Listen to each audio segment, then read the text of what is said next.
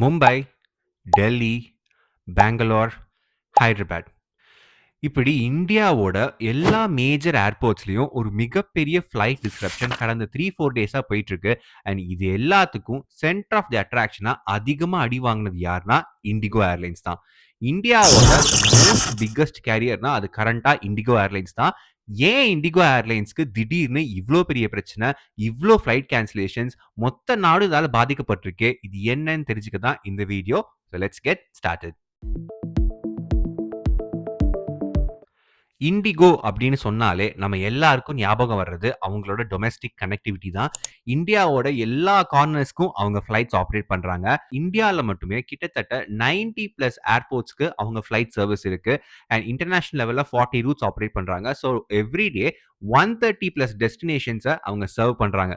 அது மட்டும் இல்ல, இண்டிகோக்கு மொத்தம் 41,000 எம்ப்ளாயிஸ் வந்து டைரக்டா ஒர்க் பண்ணிட்டு இருக்காங்க.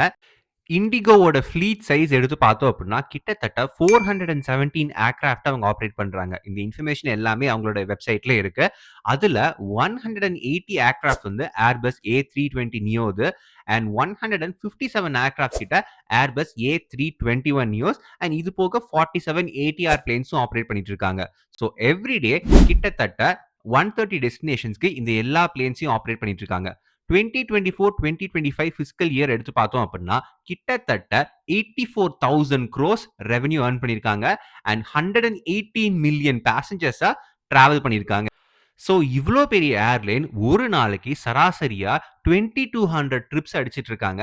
அண்ட் இதுல 10% டிஸ்ரப்ட் ஆனா கூட கிட்டத்தட்ட 200 to 250 ஃபிளைட்ஸ் அடி வாங்கும். அதுவே ஒரு மிகப்பெரிய டிஸ்ரப்ஷன்.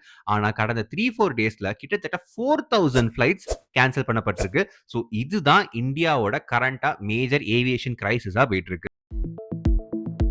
சரி, ஓகே. இதுதான் பிரச்சனைன்னு தெரிஞ்சிருச்சு. பட் ஏன் இந்த பிரச்சனை சடனா இப்ப வந்துச்சு? இதுக்கு பல ரீசன் சொல்லப்படுது. ஃபார் எக்ஸாம்பிள் ஏர்பஸோட ஃபிளைட்ஸ் நெறைய கிரவுண்ட் பண்ணிட்டாங்க. வெதர் டிஸ்ரப்ஷன்ஸ் இருக்கு. Shortage of pilots and crew இருக்கு. பட் எல்லாரும் மேஜரா பாயிண்ட் பண்றது என்ன அப்படின்னா, ரீசென்ட்டா நம்ம சென்ட்ரல் கவர்ன்மெண்ட் கொண்டு வந்த புது ரூல்ஸ் அண்ட் ரெகுலேஷன்ஸ் தான். So flight duty time limitations or FDTL rules அப்படின்னு சொல்லப்படுற இந்த ரூல்ஸை தான் ரீசெண்டாக கவர்மெண்ட் வந்து இன்ட்ரடியூஸ் பண்ணியிருக்காங்க. இதனால தான் இண்டிகோக்கு மிகப்பெரிய டிஸ்ரப்ஷன் ஆயிருக்கு அப்படின்னு சொல்லப்படுது. ஸோ இந்த எஃப்டிடிஎல் பார்த்தீங்க அப்படின்னா 2024 ஜான்வரியே லான்ச் பண்ணிட்டாங்க. பட் அதை ரோல் அவுட் பண்ணுறதுக்கு எல்லா ஏர்லைன்ஸும் டைம் கேட்டிருந்ததால இதை 2 ஃபேஸாக 2025 லான்ச் பண்ணியிருக்காங்க. So June 2025 first face launch பண்ணியாச்சு அண்ட் நவம்பர் 2025 செகண்ட் ஃபேஸும் ஃபுல்லாக ரோல் அவுட் ஆயிடுச்சு. இந்த ரோல் அவுட்னால வந்த புது ரூல்ஸ்னால பைலட்ஸோட ஒர்க்கிங் ஹவர்ஸ் கம்மியாயிருக்கு. ஸோ இதால பைலட் ஷார்டேஜ் ஏற்பட்டதால ஃபிளைட்ஸ் ஆப்ரேட் பண்றதுக்கு பைலட்ஸ் அண்ட் க்ரூ இல்ல. அதனால தான் நிறைய ஃபிளைட் கேன்சலேஷன்ஸ் அண்ட் டிஸ்ரப்ஷன்ஸ் ஆயிருக்கு.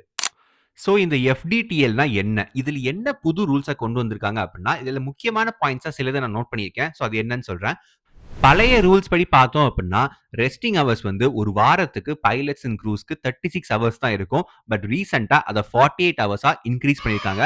ஸோ தட் பைலட்ஸ் வந்து நல்ல ரெஸ்ட் எடுத்துட்டு நல்ல வேலை பார்க்க முடியும் அப்படின்றதுக்காக தான். அண்ட் செகண்டா பார்த்தோம் அப்படின்னா நைட் டியூட்டி டைம்ஸ். பழைய ரூல்ஸ் படி night 12 o'clock to early morning 5 o'clockனா நைட் டியூட்டி அப்படின்னு சொல்லுவாங்க.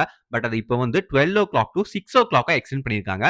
அது மட்டும் இல்லாம பழைய ரூல்ஸ் படி கன்செக்யூட்டிவ் டேஸ் நீங்க நைட் டியூட்டி பார்க்கலாம். பட் இந்த புது ரூல்ஸ் படி நீங்க அவ்வளவு ஈஸியாலாம் நைட் டியூட்டி அடுத்தடுத்து பார்த்துட்டே இருக்க முடியாது. எல்லா ஏர்லைன்ஸும் இனிமேல் எவ்ரி குவார்ட்டர் வந்து ஃபெட்டிக் ரிப்போர்ட்ஸ் சப்மிட் பண்ணணும். ஸோ இந்த ஃபெட்டிக் ரிப்போர்ட்ஸ்னா பைலட்ஸ் எல்லாம் வந்து எவ்வளோ டயர்டா இருக்காங்க, அவங்க ரொம்ப டயர்டா இருக்காங்களா, அவங்க ஒர்க்கிங் கண்டிஷன்ஸ்லாம் எப்படி இருக்குன்னு எல்லாமே கிளியரா டாக்குமெண்ட் பண்ணி நம்ம டிஜிசிஏக்கு சப்மிட் பண்ணணும் அப்படின்றதும் இந்த புது ரூல்ஸ் அண்ட் ரெகுலேஷன்ஸ்ல இருக்கு.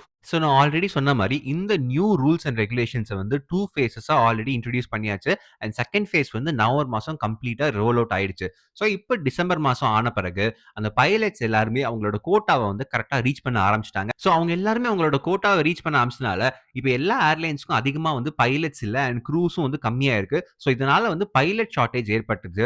ஸோ இந்த பைலட் ஷார்டேஜ் ஏற்பட்டதுனால பிளேன்ஸ் ஆப்ரேட் பண்றதுக்கு எந்த ஏர்லைன்ஸ்லயும் பைலட்ஸ் இல்ல. அதனால தான் இவ்ளோ பெரிய டிஸ்ரப்ஷன்ஸ். அண்ட் இந்தியாவோட பிக்கஸ்ட் கேரியர் டொமஸ்டிக் மார்க்கெட்ல இண்டிகோ தான். ஸோ அதனால தான் இண்டிகோக்கு இது ஒரு மேஜர் டிஸ்ரப்ஷனா ஆயிட்டு இருக்கு. So what now? இப்ப என்ன பிளானா இருக்கு?